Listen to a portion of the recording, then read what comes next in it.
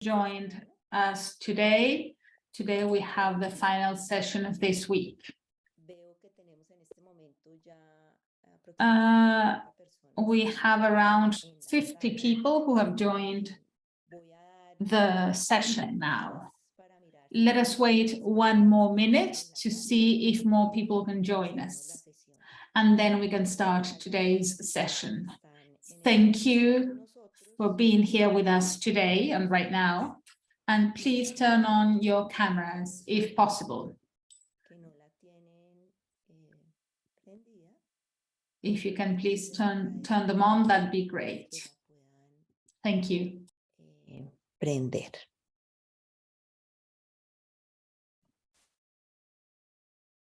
Yo mientras tanto voy a compartir mi pantalla. In the meantime, I'm going to share my screen.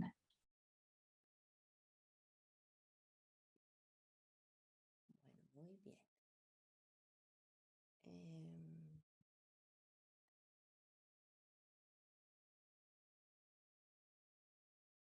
Bueno, yo creo que en aras de que podamos aprovechar. Vamos entonces a dar inicio. So that we can make most of our time, as I said, let us now begin the second session this week of our course on climate, environment, and health responders in the Americas. Como siempre, digamos, tenemos, as usual, we have language interpretation. So if you need the interpretation, please go to the bottom of your screen where you can select the language of your choice.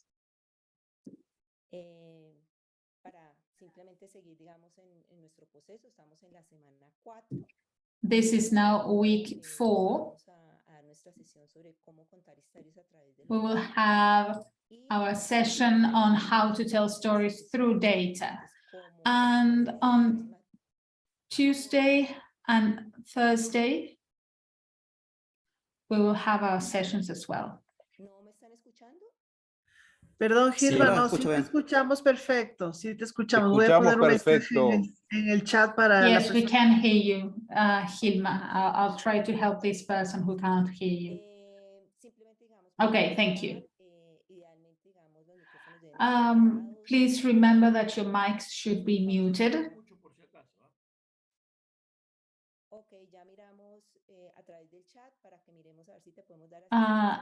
Let's see if we can help you, this person who can't hear us. As you know, we check who has joined the sessions, so we check attendance in this way. Please remember that to keep your cameras on during the session. Also, we will be answering your questions as we have so far. Please write your questions in the chat. If we don't have enough time to address all the questions, we will be answering them by email.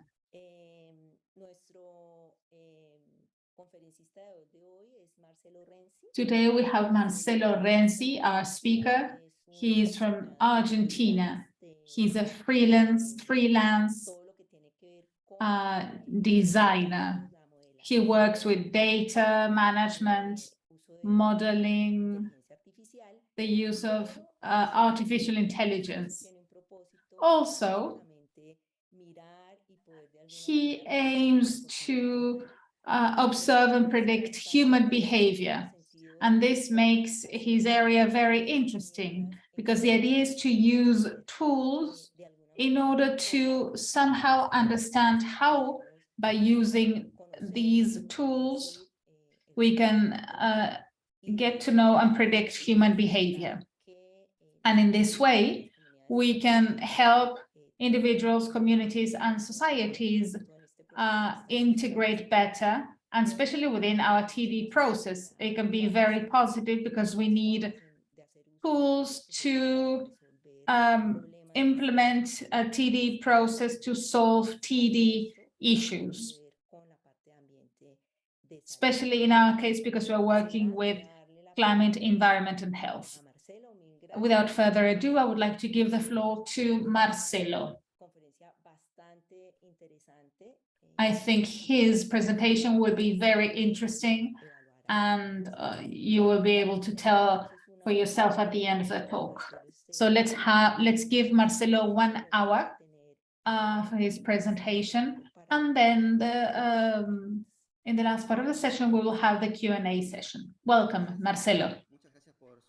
Thank you, and thank you for your time, which is always the most valuable asset we have.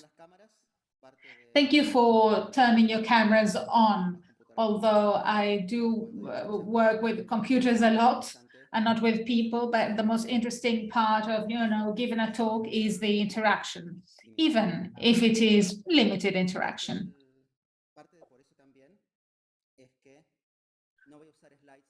And this is why I won't be using any slides, or I'll try not to. There are 2 reasons that explain this. This has to do, first of all, with the fact that the slides, the visuals, catch our attention. We are a visual culture. They attract us. And that tends to, focus us away from words. Visuals do help us to some extent, but in this case, I think they won't. So I would like to ask you to pay full attention to what I'm saying. That was number 1. Number 2, I won't be using slides, and this goes straight to the core of my talk. I won't be using slides because they're transparent, or they seem to be transparent. If we have a chart based on data, I don't know, curves, points, whatever, when we see a chart, it seems to be authoritative, it seems to be easy to interpret at the very beginning, which equals, like a good film. It's easy to process, people like it, people think that they understand quickly, which is good if what you're saying is useful and makes sense and is true, mainly. But it might be negative if not. A film might be very educational in an easy way, but it might be teaching false things. As now we're talking about how we are going to tell stories, first of all, we need to talk about stories. I won't be telling a story. I would like to talk about how stories are written.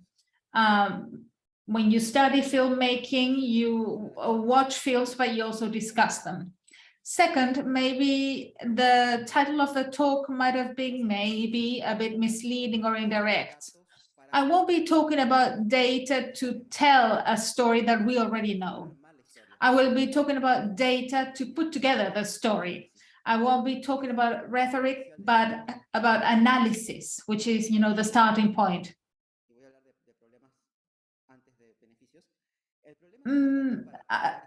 The problem of using data to come up with stories and tell stories, first of all, is that we believe that data are privileged information, from an epistemic perspective. It's like, if I have data, I have a fact in my hands. And we know that that's not true. It feels true when we use data in a meeting, in a piece, or on a video. It seems to be true, but it's not. That's the first mistake when we use data. The second mistake when we use data, which includes, I don't know, public policies or a spreadsheet in a private project, is that we tend to think that data are safe to use, that the difficulty in using data is can be overcome when I have the right software, that the data are the difficult part, and they're not. I think that the way to use data, or the way in which I use data, which is, I think, is the best, according to what I read and I understand, is the following. First, think about a witness report, a second-hand witness report. Data is never equals, this is what happened. data equals, okay, someone or institution is saying that they did this, or someone told them that. There is already an indirect layer there, a deep indirect layer. And police officers know this very well. You know, forensic work, detective work is very similar to data analysis work. I will be coming back to this metaphor. But you can also know this from any survey, study, or interview. The data you have in a data set, regardless of the level of sophistication, will always be the report of someone doing something. You know, data tell a story about how things were experienced, not about what they are really. So a name in a column on a spreadsheet is always misleading.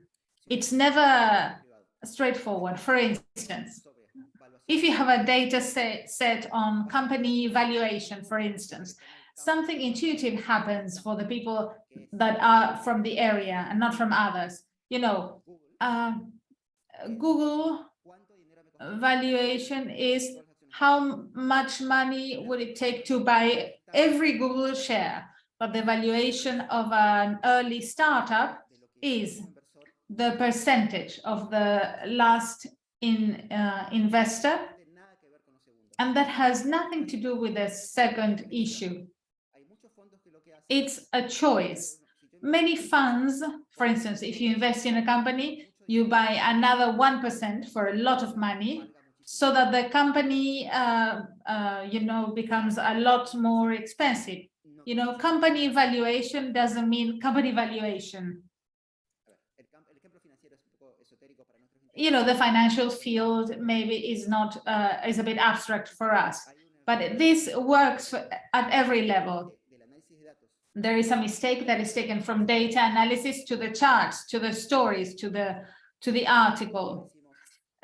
We do this, we just include a chart and we say, I don't know, economy, relationship between the economy of a given country and the risk of epidemics. The word economy on an axis is already too ambiguous.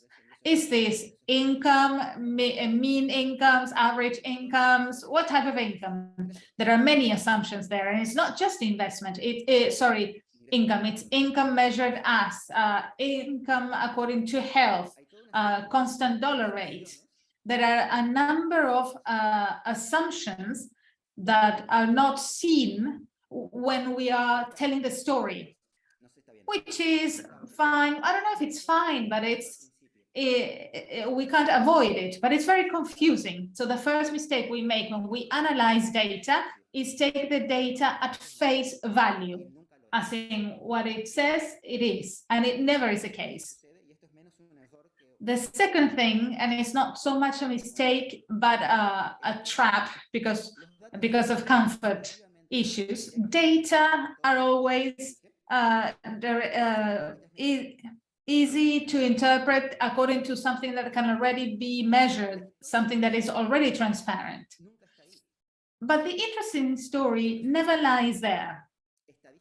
If we didn't have official statistics, for instance, the inflation rate, for instance, we can say Argentina, but any example, the inflation rate itself would be a piece of news, because it would be very difficult to estimate something different, because you would need a lot more work. You publish this inflation rate, and that's the story in itself.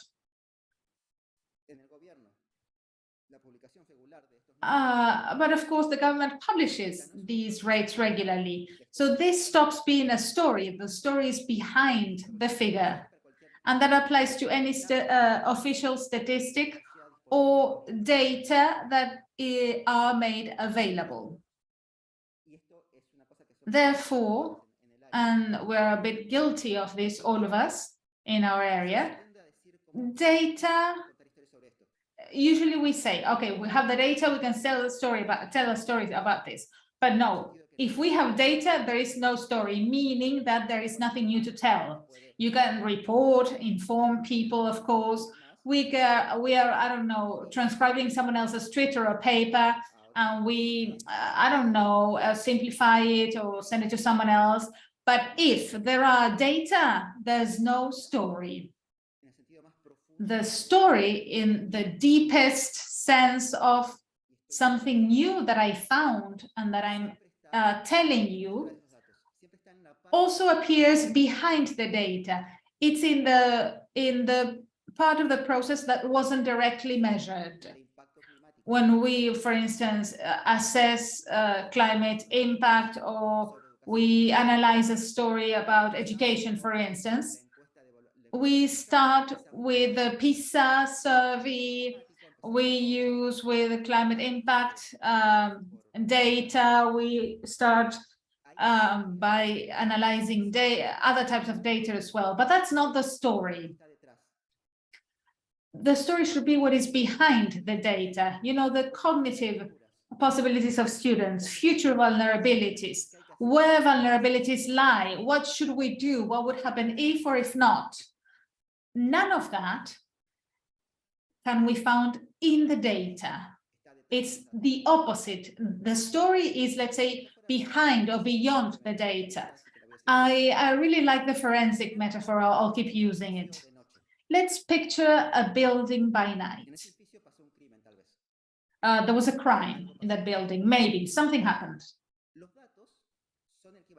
The data would be the surveillance cameras. We do have shots of some things that happened. They might have been forged as well, but that's a different problem. If the crime is on camera, there is no detective work possible. We show the video to the jury, and it's that, you know, it's been measured. Now, well, there is research when the crime is not caught on camera.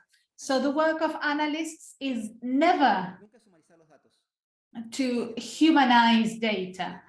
Their work is to infer what we are not measuring or what cannot be measured from the data and from everything else. The idea is to keep the building in your mind, you know, the layout, the people's biographies, and using the data in order to narrow down the number of possibilities, to have more accurate hypotheses and to discard possibilities. But we start not with the camera, but with the building. Clear example are opinion polls in Twitter and social media. Always the assumption is that you have a camera and I'm measuring what Twitter says. I use artificial intelligence and neural learning, whatever it is. But the assumption is usually that Twitter is a hallway where arbitrary individuals pass and speak spontaneously, but that is not true. Twitter is a space where people are sent to speak. There are different people. Discourse is sometimes deliberate, performative in different ways and for different reasons. So if you want to know, for example, the opinion of a population about something, using Twitter data and using all artificial intelligence to process that data and come to a result, if you don't think of a political analysis of who is interested in saying what, in all of the ways that information can be manipulated with good or bad intentions, then you start with what is outside. Data science starts dealing with the process, understanding, having your a story of what is happening in the world. So essentially, you start by saying, well, I have data about this, or even if you don't have data, you are all researchers in one way or another. And at least in the processes that you're influencing, someone who is a manager is always having an influence, making a difference in what they are doing. So how do we think? We have the world, we have parts of the world that we see directly, parts of the world that we don't, because they're not visible, because they're abstract. For whatever reason, you cannot see a virus, but it is a concept. So there's a part of the world that we see, a part of the world that we don't see, and there's a story. You have a story that you have learned, and then you use your observations, your data to make it more precise. So you say, well, I imagine that this was going on, and so I imagine that this project was going from regular to bad. This was my inaccurate story, but I talked to the specific person, and then my story became more accurate. The use of data to think of a story and then tell it correctly, but first to think about it, has this format. There's a story, information, making the story more accurate or saying this is not correct. The difference is that in order to do this with data, the story needs to be told in math. I don't mean complex math. In fact, be suspicious of complex mathematics. There are few fields where complex math reflects what we know of that field correctly. Distrust those old mathematics models that are a lot more complex than what a certain field merits. But we need to tell it in a mathematical way, even if at least when this goes up, this other thing goes down. We have an issue. On one side, if I don't tell the structure of my story precisely, then I cannot use the data to improve it. I have, well, this influences this other thing. But if I don't have a precise way where I can put that information to help, and on the other side, if I make my story too precise, if I say for every extra dollar in the mean income in a country, certain things decreases by a 0.00 something percent, is the data consistent with this or that? I can use it for that, but I cannot make the story more precise with my data. This is something that I'm going to repeat a lot, but all of these kinds of stories are stories told by an expert in an area, in medicine, management, biology, physics, whatever it is. And with math as precise as necessary for being able to tell that story precisely, but not precise enough to step over our data.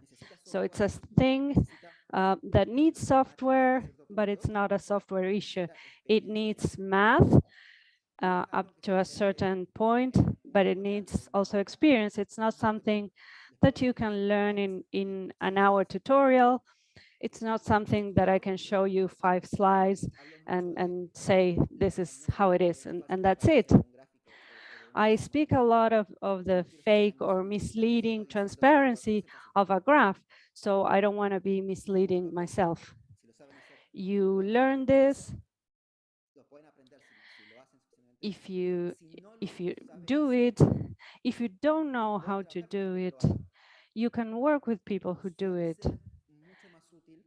It's usually a lot more useful to have an expert in a field with a solid story of what's going on, with someone who has an experience in bringing incorporating math into that, other than an expert in a field that doesn't have a solid knowledge, or a data scientist who has a lot of experience in that and is not has no idea of what they're bringing that math into.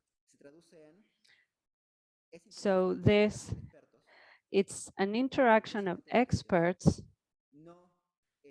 strictly between them. It's not a light use of someone else's expertise. So I'm being a bit harsh, perhaps, but this is when this happens is very powerful.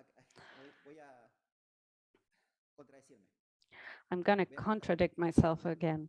I'm going to tell you very quickly about a story I made for myself about a field that is public healthcare medicine that I don't know about. So listen to the general idea, be charitable. This was an example of me speaking of something I shouldn't be talking about. So I was curious about income improves health. The higher my income, the better my health. So out of curiosity and to practice, I said, well, I have this idea in my head. How much truth is there?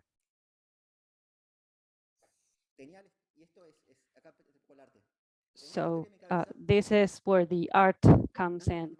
So I had this idea, and so before putting it in math, I went to look at what data there was available.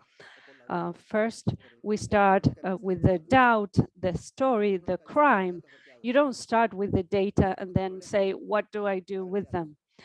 Then you start with a problem and then you go look for the data.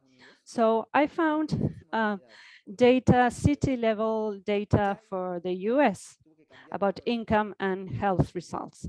And right then I had to change my story. I wasn't thinking of my income and my health, but the aggregate income and aggregate health. And it's important to be honest here at this point. We all assume that everyone who is here has intellectual integrity in what we do. But there's another step that is to be, for example, annoying with journalists when they print something, and commentators when they print something, and with people who use the research and data, because the clarity that we say, this is what I'm doing and this is not, this can be deduced and this cannot, is lost when the research becomes public. You have seen this in any journalistic, well, there are exceptions, of course, but practically in all journalism about constructive analysis, it's, well, if it's well done, but it's not told correctly. So part of our job is for it to make sure that it is told correctly, even if it's annoying or bothersome. So because of intellectual honesty, I had to think, well, I'm looking at cities. So if there's a correlation, the higher the income, the better the health, then the question is different. If it's yes or no, the answer is going to be different, but it was the data that I had. So the first thing I did was make my idea, my model, my narrative more specific. And I'm cheating here because I'm saying mathematized stories, and you're going to read mathematical models, and those models are a story that is made so precise that I can use it with that story.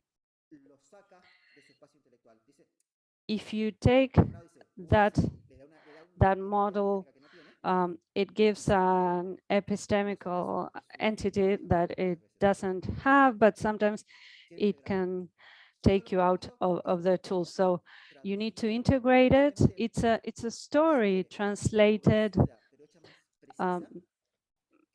perhaps make it made more poor. So I'm going to say, I'm referring to a model, but I'm speaking of, I'm saying mathematizing my story. The story I had in my mind. Of course, you can imagine it wasn't easy. So if your income is at this level, if your income increases by a certain percentage, then your mortality lowers. The important thing is how it is said, how that is said. And here again, honesty. If I did a graph, I looked at the points in the chart, and I saw what happened. But graphs can be terribly misleading. It depends on the units to start. If you change income units, which doesn't have an obvious definition, or mortality, you have residual age mortality, different, lots of different kinds of mortalities. You all know this better than me. And you can transform a set of things that has no relation with a horizontal line that is the one story, then a vertical line that tells a different story. So we need to always not believe the graph. The story that is told by the graph is not the story. Or to say it other way, there's a lot of assumptions. As good politicians, they assume a model of the world and it defends it, but it doesn't specify it. And our job is to specify this. So I specified this model, but without saying how much, when it increases, what that number is. I introduced ranges. It wasn't just simply ranges, but a prior idea using ranges. Then I entered the data to make that story more precise, to make the numbers are more or less this and this. And I could see that a slight improvement in income translated from mathematical numbers. So a slight increase in income, slightly improved mortality. But the process itself of taking the data and using them to make a story that was already in mathematical terms more precise is a lot more delicate than it may seem. You can see that software is very easy to use, and that's great. The problem is that it's so easy to use that it hides the complexity, the conceptual complexity of what you're doing. It's very easy. Software that we use for this these days is like a Tesla. It works very well for its purpose, but if you think it's automatic, you're going to crash. So that's why I say, even if you have the software, until you have the experience of what can go wrong, how can you see what is wrong? You only gain that with time. So unless you have that experience, it's very doubtful what you can do. So I did this. Then I had another novel idea. And I said, well, you can tell a story in aggregate terms, or you can do it more precise. And so then I said, is it the same with cancer mortality or with cardiovascular disease? So I separated that using the same variables and units. So there's a lot of work. It's not very sophisticated, it's not brain surgery, but to compare things, we need to know how to compare things. And so, interestingly for me, perhaps you already knew this, it showed that income increases at the city level improves cardiovascular mortality and not cancer mortality. So I had a story that I told myself, and it was that we have good tools that we know about that are solid, strong, to improve cardiovascular disease, and we are well behind with cancer. So having money improves cardiovascular results because you know what to do with that money, but in cancer we are lagging behind. If you print this in a journal or in the newspaper, you have mathematician proves that we can't fight cancer, and perhaps, but the precise story is the math, and then the way I tell that, there's always the risk of diluting that, turning something that is true that perhaps is not that interesting or enlightening and ruining that. And perhaps I didn't know so much about cancer programs or cardiovascular programs. If someone has already studied this, perhaps this is obvious, but the risk is always taking something that is not literally precise, but it's interesting, and to tell something that I measured with precision. So the data is always an indirect witness that we know how to use if you apply the math correctly. The two things that you can do,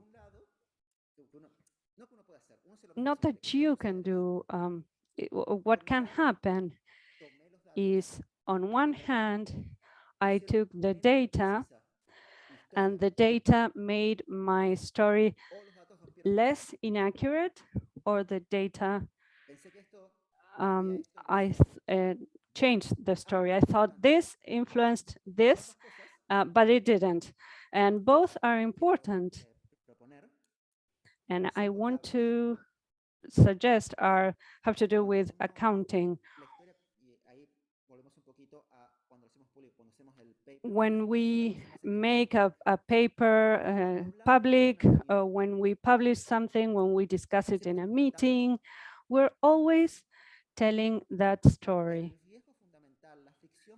And the fundamental risk or friction that exists when we use data in our work, the title of this presentation is telling stories, so you can imagine a slide, a presentation, a talk, but we also tell stories when discussing things with our colleagues, when we're in a meeting, when we're in the bathroom thinking of what we're going to do on this week. We have a story in our head.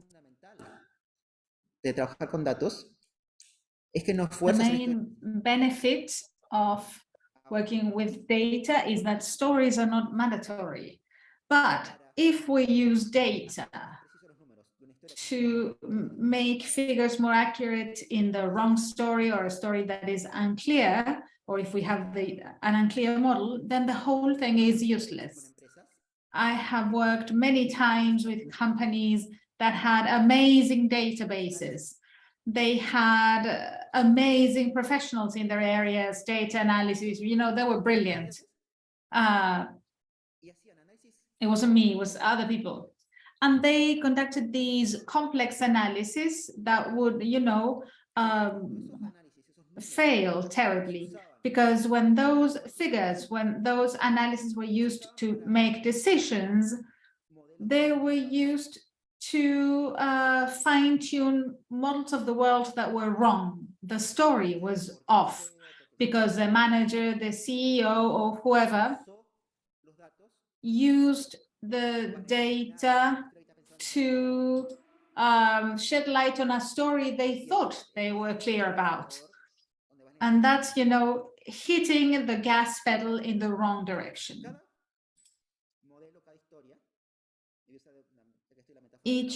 Every model, every story, I'll go back to the vehicle metaphor. I will need to devote some time to this as well. Each model is an explanation, a prediction, and something counterfactual, or can be used like that. Every model, every narrative, even human narratives, are like this. If Ulysses' sailors hadn't eaten Apollo's insights, then the things would have been different. But that's implicit in the story. When you analyze data, that analysis can be used and will be used if you're not careful to say, well, if this happened because of this, then that other thing will happen because of that. Or if they had done some other thing, then this would have happened. So a model explains predictions, and that is always a political act in its more general sense, in the more general sense of the term, because it's always assigning responsibilities, you know, blames or glories. I don't know, during my administration, the economy has improved so-and-so percent. That's a narrative, you know, an implicit model that is being used to, you know, hail their own glories. And you might need a chart with the growth of the economy, and then you see something like, okay, my administration, the economy just boomed, and because the chart shows you that. And that's like, yes, that's a demonstration. He's using data, he's using a chart. The charts or graphs are well designed, so that looks good. But if your narrative model for the economy is the following, for instance, the economy depends on this, this, and that, and the factors are, I don't know, world economy, commodities, etc.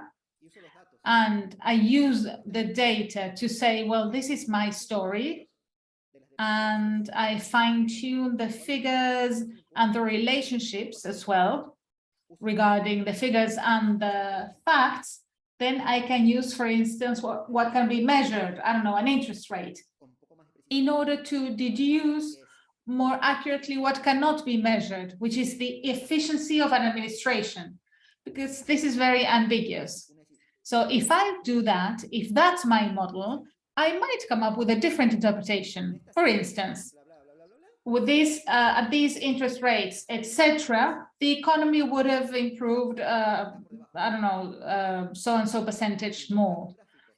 And then you show a chart, you know, with the expected curve for the economy, and also the curve that is underneath. It's the same data, same graph, same order of quantification and modeling. If I use a simple model, it's one thing. But if I, let's say, train my AI to predict the economy, for instance, I can show a transparent, believable, clear graph that complies with all design best practices. And the headline, the newspaper headline would be AI shows that the administration is off, or the opposite. AI shows that the administration is doing great. So all of this depends on how structurally accurate my model of the world is. The narrative I used to put together the data. Never ask about the data first. First ask about the model, the narrative model. And never tell the data. First tell the narrative. Even if you find a model, and I don't want to bore you with causation, relationships, etc. You know, it's a bit of a a cliche. You can prepare a graph with people, including trap lovers and tango lovers, and you can conclude that tango is lethal for health, but that's not true. It's a lie. Of course, older people like tango and they die earlier, but that correlation is false. So not every narrative that fits with the model is good. When the model makes sense and the figures are now more accurate, even if all that happens, maybe my model is not predictive. This happened and then that and then that. Okay, I understand. I can predict cardiovascular mortality to some extent and make correlation with musical tastes. It works. What I can't do is modify that and getting people to go from liking tango to liking trap. If you're in the area of health, you know this already. What I would like to say is that things are more general than this. Don't believe people when someone says this mathematical model predicts this and that and that. It's the same narrative. It's the same possibility of fooling yourself, but it's just a little bit more accurate. In general, this is a problem that we are to tell. So to use the data, I needed to fine-tune my narrative. And that's a problem because most of the times it's not just, you know, in the newspaper and TV. Imagine a meeting. It's not that common to be in a meeting where people say, okay, this is the company's or project's mathematical model. Let's discuss this. It's not like that. It's always, we have this, I don't know, kind of story that is a little bit disguised with figures. So you have your narrative. Now it's more accurate. And then you have a problem that you can tell. There is this cultural fiction and psychological fiction as well. Second, many times we measure our narrative.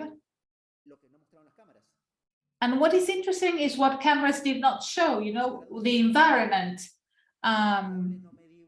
outside the shots. And there we can find the factor that cannot be measured, the abstract factor. This has happened to me. I want to speed up a little bit to have time for questions. Usually when I do things for money, let's say, I cannot tell you about them because you sign, you know, confidentiality contracts. But this one I can tell you about.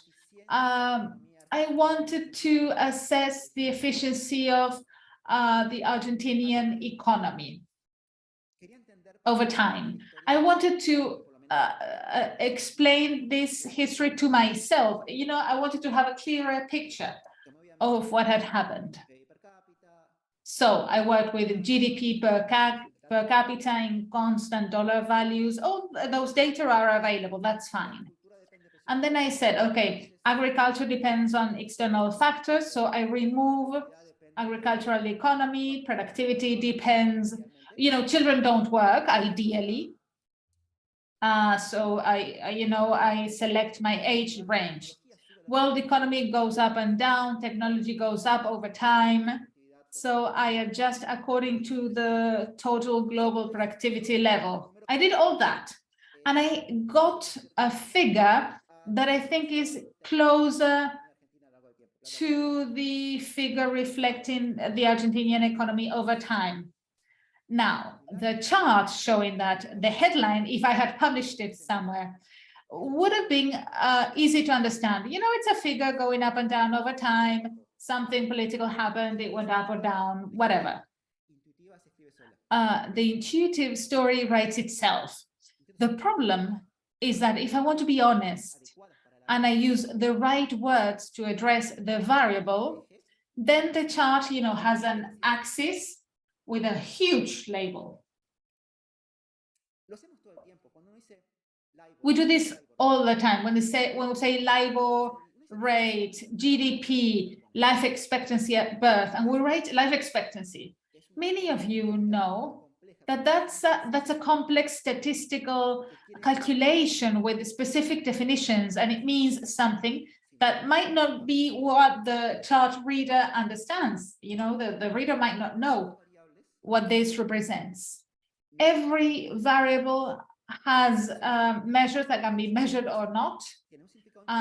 And for instance, inflation has an intuitive and precise meaning, variables do in general. This intuitive meaning entails cultural accumulation of its use. The exchange rate gap in Argentina is intuitive. You know, you talk to someone in the street who's over 5 years old, they already know about this exchange rate gap. They understand it or think they do, but that doesn't matter. They know about it. You know, they read a chart and they understand the chart. That is not the case in other countries. You know, then this problem of fine-tuning these variables that cannot be measured is that many times if the story is new, interesting, if the model is new, or it has a specific result that is not measured, otherwise it's no fun. And at the same time, it's usually something new. Therefore, there is no cultural tradition. So in the axis in my chart, I need to make it, you know, really, really long with the label, and nobody understands the thing, and people read the chart, and that's that. Or I use a more general label, you know, the more intuitive label, the closest one. And I might be lying in that case.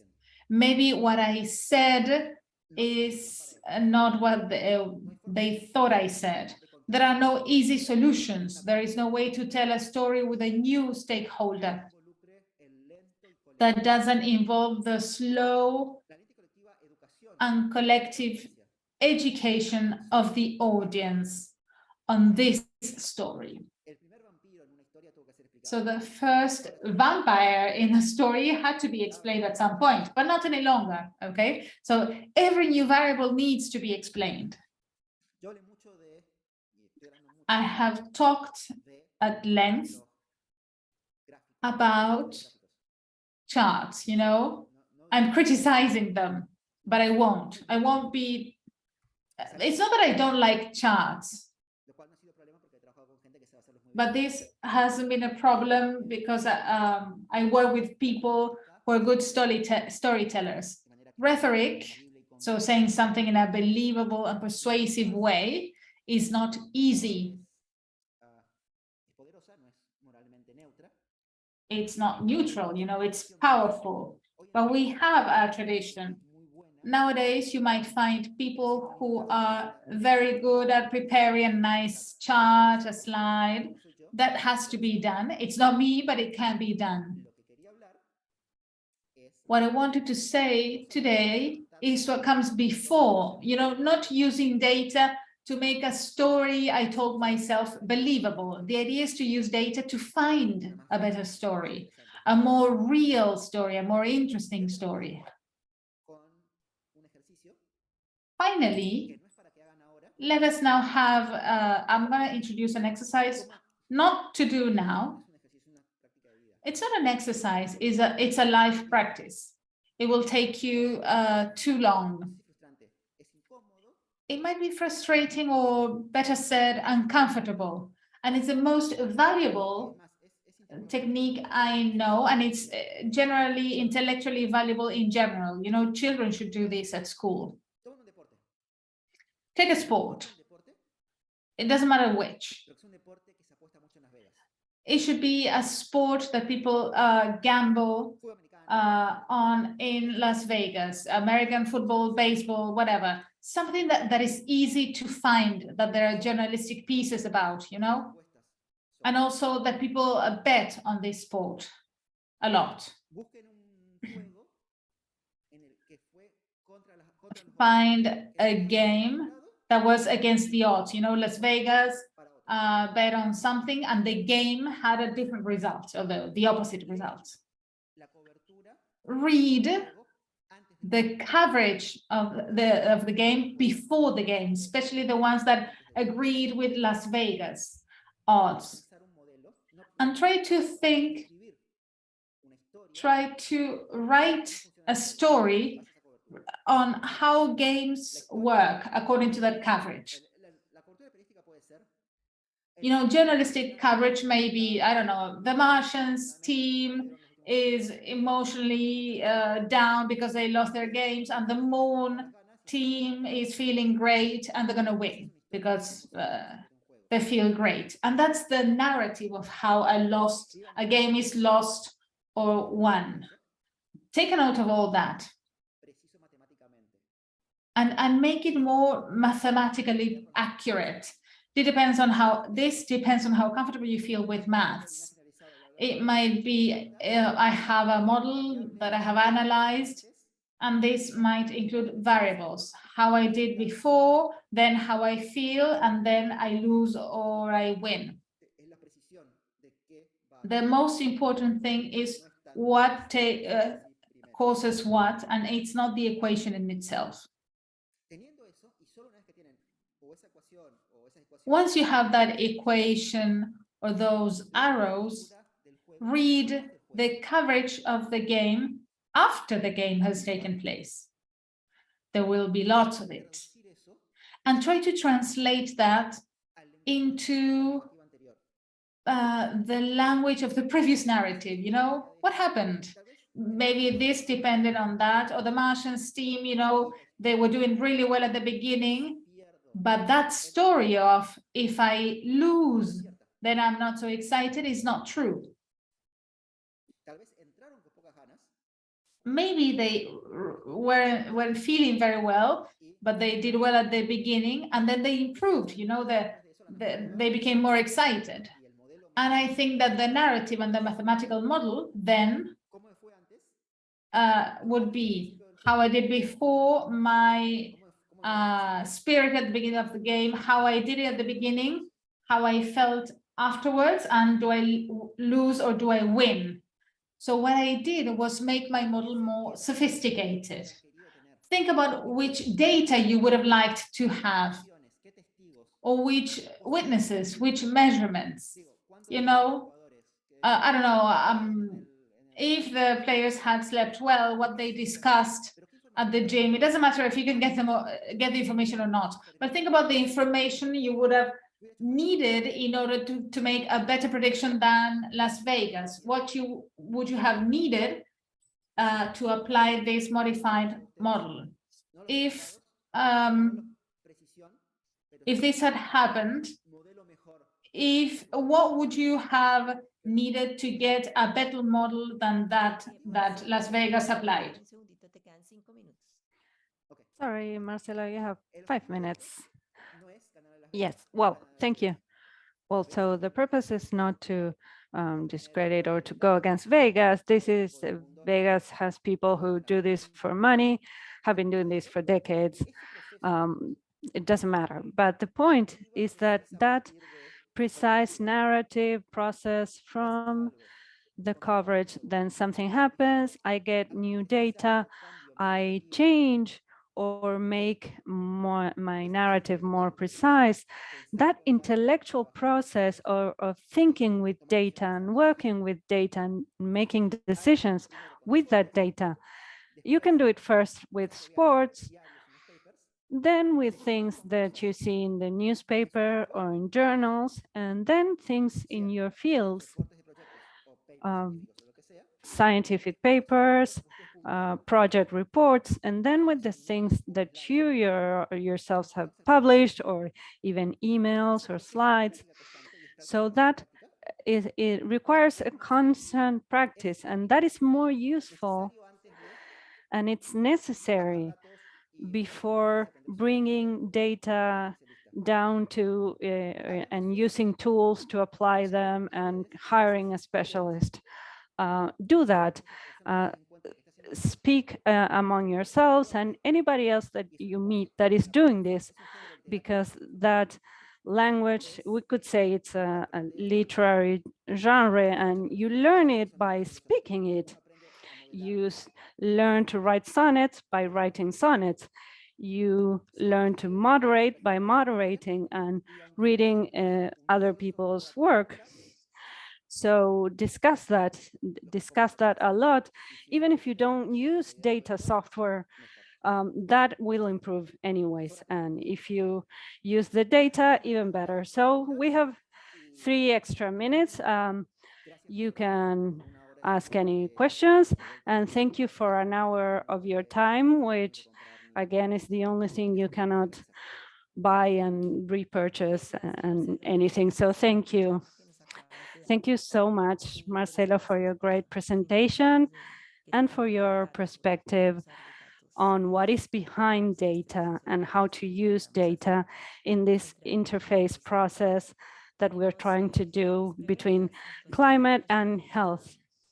We have many questions, so I will proceed with those so that we can use these 20 minutes that we have and trying to answer those questions. The first question that we have is, when you speak about mathematizing a story, we can think of acyclical directed graphics as the concept representation that is simplified and to the point of that story associated with models. It's the contemporary concept tool. The first answer is yes, ideally, it's a syntax that is very useful for this, and in general is the one that we tend to use. So the first thing, the important thing is to do it somehow. If you learn to use those, yes, awesome, tend to use those. That could be the ideal syntax for this, but I know a lot of people who know the theory and don't know how to use them. But yes, use them if you can. And then the other question we have is, how can we use the mathematical model to propose control and surveillance measures for emerging diseases? Well, to give the credit to the discipline and the area, you know that these the knowledge is available, whether it's used or not, that's a different thing. But I think that many times the gap that exists is that we haven't been able to tell the appropriate story. I've done a very surface level analysis because I don't know a lot about epidemiology, about how poorly or well many countries dealt with the COVID pandemic, taking into account their economies, their populations, their climates. It's not surprising. Of course, you know that this pandemic, some countries did very poorly. For example, in a country that had a very strong economy, but there was a narrative saying even that as you all very well know, that saying that the pandemic didn't exist. So the external pandemic the narrative was incorrect. They used graphics and they used the epidemiological models.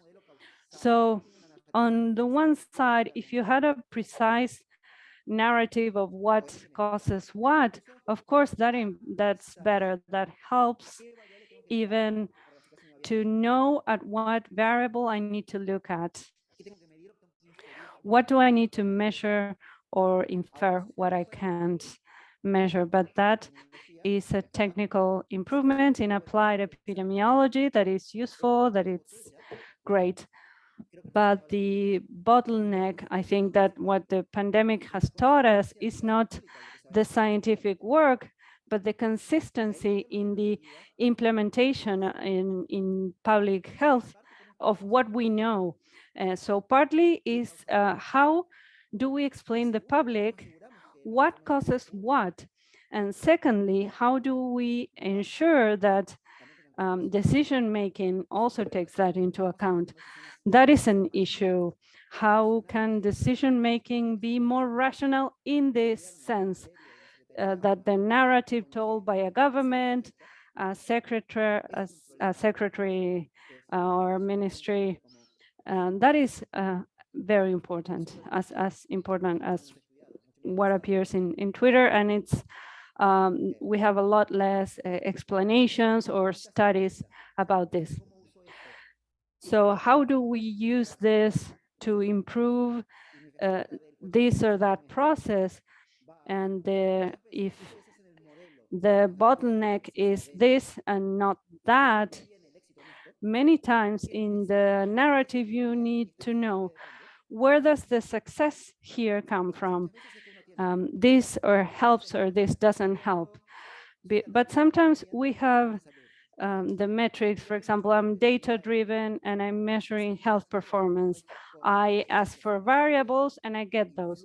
But if my narrative isn't correct about what has an influence and what doesn't, and out of all the things that I can change, then I have lots of graphs and I can move a lot of things, a lot of moving parts, and then but nothing works. So in finance, in climate change prevention, lots of areas, this it's the same. So there's the climate change narrative that is more precise, the idea that if I change my car for an electric car, what does it impact and what does it not impact? But if I change that car, but then I use coal for energy, how influential are plastic bags? So we have an issue on what variables affect what variables, even if you agree that climate change is real. In general, our narrative as a culture of what is influential, what does has a direct impact or not. I'm sorry if I'm going to further into this, but this is important. In some cases, you have a very perfect narrative. This affects this and this impacts this. You cannot say, as they say in Facebook or in Meta, your job is to fall in love with this product. So having people do something that they have no control over is something a fascist government does. That's not what we want. But out of the most useful things we have in a quantitative analysis is how much influence. Many times when you have a lever that you know affects something, but that affects that thing only in a small percentage. So you might kill yourself doing something, but then the effect is very small. This happens a lot in companies. You have a narrative that says this depends on this changes this. Life is finite, we have little time. So if my job is to push this lever, if I'm working in a ministry that has this lever, and this lever only moves a half percentage point, it's very complicated for me to be convinced that even if I do everything correctly, I'm only moving this far, and that is okay. So it's very unlikely that I will say, well, okay, take my budget away. That's as far as I can go. Is it possible for a private or public organization to take that story, believe that story, and then say, okay, I'm gonna stop doing this? It's as complicated as them saying, okay, will do this. So to convince is to change decisions. And the decision is perhaps changing a budget. How do you do that? I have no idea. I am awful at doing that, at convincing people to change their decisions based on the processes, on models. They pay for me to design the processes, but I don't know how to transform those into a change in behavior. That is going to be up to you because we don't know how to do that. Gracias, Marcelo. Thank you, Tenemos acá Marcelo. otra pregunta que dice, Here we ¿pueden las have imágenes another sustituir question. gráficos de datos? Can ¿Es mejor images utilizarlas junto con replace gráficos de datos para mejorar la graphics, historia? data graphics, or charts? Or can they be used to tell the story? Yes, to tell, to convince people they are as useful as film, as a chart.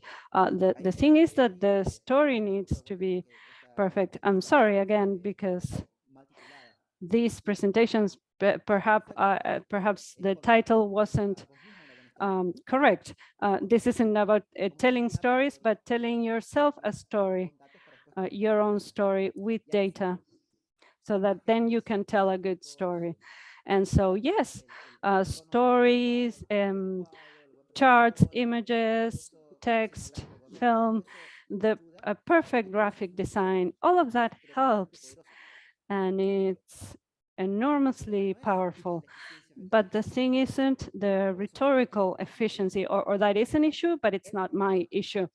The issue for me is that the story needs to be novel, needs to be as precise as possible, but not too precise.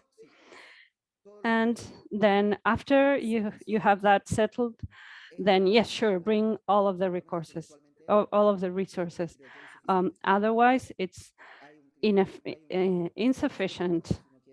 There's a Hippocratic principle in this thing that we do. Don't say nonsense, do not cause harm, don't publish a model that doesn't feature data. And if you're a journalist, by God, don't print something on something that the PR representative from a university said. Read the paper. The scientist is honest, the paper is precise in what they say, there's an abstract, and they take that and from the generic abstract and they print anything in the newspaper. So something that is also part of our work. In our context, it would be using precaution mechanisms. Yes, this has an impact on infrastructure, medical treatments. If you want to say this, then set of stories that we tell ourselves is our mythology. In this mythological organization is our structure. The mythology is that if I do this, this changes the world. The most powerful and delicate thing, and the reason that I'm sometimes not hired back is that when you make that myth precise and you apply the data to check that, the organization actually prefers to fail rather than to change the myth. And the rhetorics in that is very complicated and it's emotional, but the thing is that it needs to be emotional about what it's affected. In transdisciplinarity, I don't think there's just mathematicians and other scientists or governments. I think it goes deeper than that. People who can dispassionately make a myth precise, then throw data at it, and then make it more precise and perhaps break it. We do that with emotion, but we need to leave emotion aside. And working with people who can emotionally convince and prophesize. Little or perhaps nobody can do both. I cannot do both. When you build your teams, what's important is to bring those two together, the honest politician who is going to or who can convince, but who chooses to convince about what is the correct thing and what works, with the scientist who knows what is the correct thing to do. So that's the thing. We need the combination between analysis and rhetorics, between a model and a myth. Thank you, Marcelo. Here we have a question that perhaps also refers to some of the things you just said, but then how can we bring together the mathematical model with a story that we intend to disseminate so that it can be useful for whoever that story is aimed? Well, that's the thing. I only know how to do the first half. The second half it's not a technical answer. There's another issue is that any model that you can use, and this might be sad, but any model that you can use to convince of something that something works, you can use it to convince people of something that doesn't work. The same graphs, all of those. You can use it to tell the truth, that or not. There are no different tools. If you find people who can convince and make them or convince them to help convince of this, the people who can do politics, who can move a team or a department and work with them to move them in the right direction. The narrative that we need. We're not in a culture where if I show you a structural equation that is well fitted, that changes what you're going to do tomorrow. That's not the culture we're in. So the interface between that and a change in behavior in individuals or a group, if I knew how to do that, I would be giving a different presentation. So connect and link up with whoever knows how to do that. That's all I can say, and I leave that open-ended. If you can do that, if you can convince, if you can negotiate, coordinate, join people who can analyze, there's nothing more powerful than a powerful model given power. And morally, at least, it's not sufficient just to have the powerful model. So thank you. Let's go to the next question. A ver, la siguiente pregunta es, Next question. Which tools, easy to access, do you recommend to understand stories from data and figures? Data scientists. There's many of us and we're not expensive, okay? It's not true now that there's few of us and that we're expensive. And this is, I think, that the summary of the whole talk. The idea of being able to, take data and use an easy tool without intellectual training and putting together with that a true, unbelievable story is, false. It's a myth in itself. I can take the data. There are tools, and you can produce a chart, and the chart might be believable. Okay, up to that, we agree. But you skipped the preparation of the model, this intellectual work of iterating your narratives, your internal narratives, and fine-tuning the model and creating. There is no easy tool. There might be an easy tool for epidemiology, maybe. What's the easy tool? We're hiring an epidemiologist. The good thing is that you can find one, but there is no real path or easy path towards modeling or towards geometry. Great, thank you. So one more question to finish. Here they're asking you to provide an example of how we can write a story on climate, environment, and health, considering how each science works, so that we can then design a model and tell a coherent narrative. Well, it's a wide area, you know. If you say climate, health, and economy, you include almost everything. What I would suggest is an example. Let us ask ourselves, so you want political support, and that's why you're addressing a larger audience, or are you talking to a smaller audience? I think that we won't make people much more aware about climate change.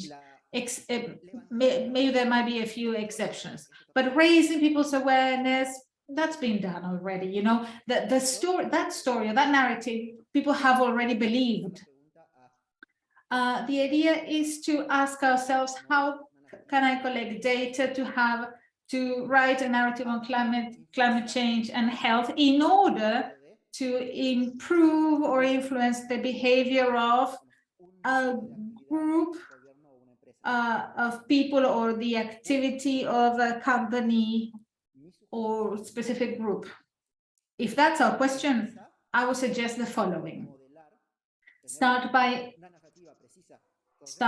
having the right narrative regarding what matters to these people in particular, you know, to this group, what impacts their decision making, and model that into the past.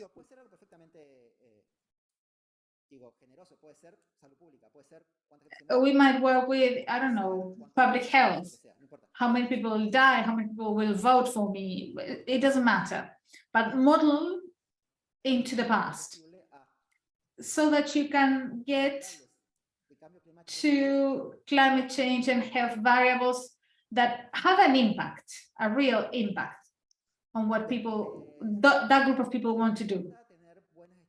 I don't know, these people want to have reliable dengue statistics, for instance. Then you model back or into the past, and that depends on a number of factors that include the climate. And they include also health infrastructure. So you model into the past until you get to their decisions. For instance, what's my dengue prevention budget?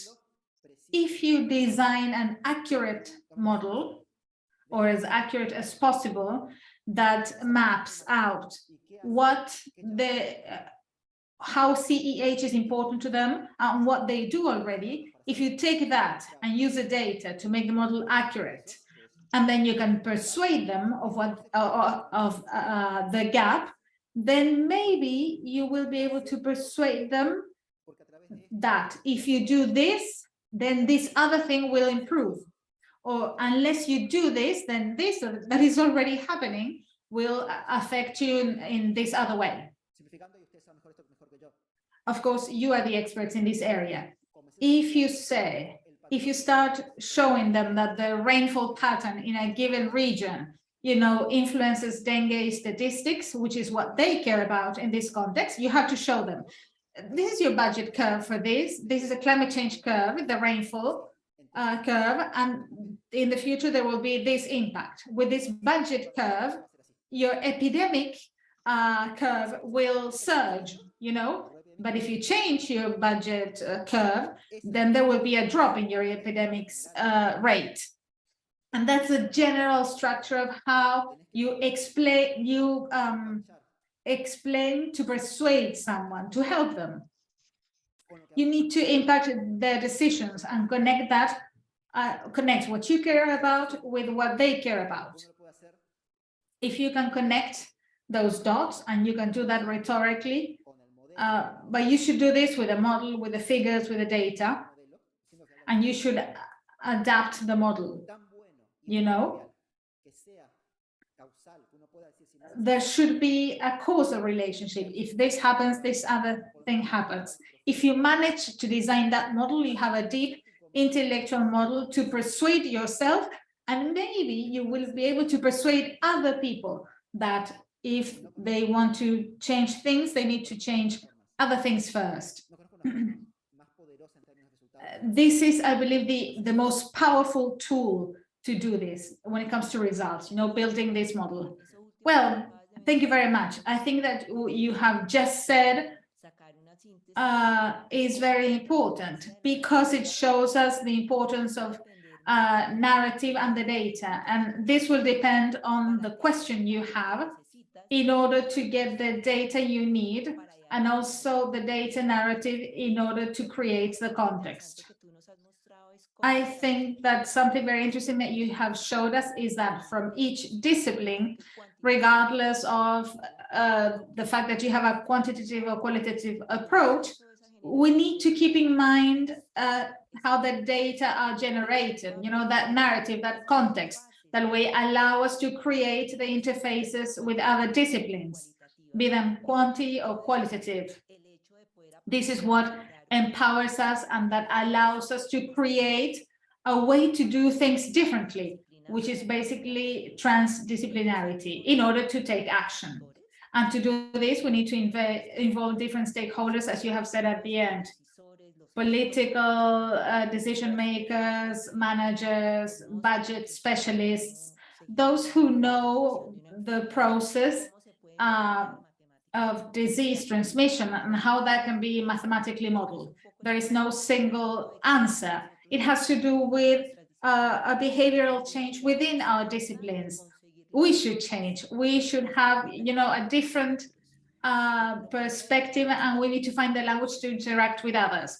For instance, regarding health, I started to work with climate people, and they talked to me about mitigation and adaptation, and that had a different meaning in the context of disasters or pandemics. So I had to, you know, create this interface with them so that they would understand that to us, this might be our prevention levels might be similar to mitigation and adaptation, and that facilitated our working process. I think that's the main takeaway. How myself from my discipline, how I can contribute different mechanisms to reduce the uncertainty rates. We haven't addressed uncertainty here, but it's also interesting.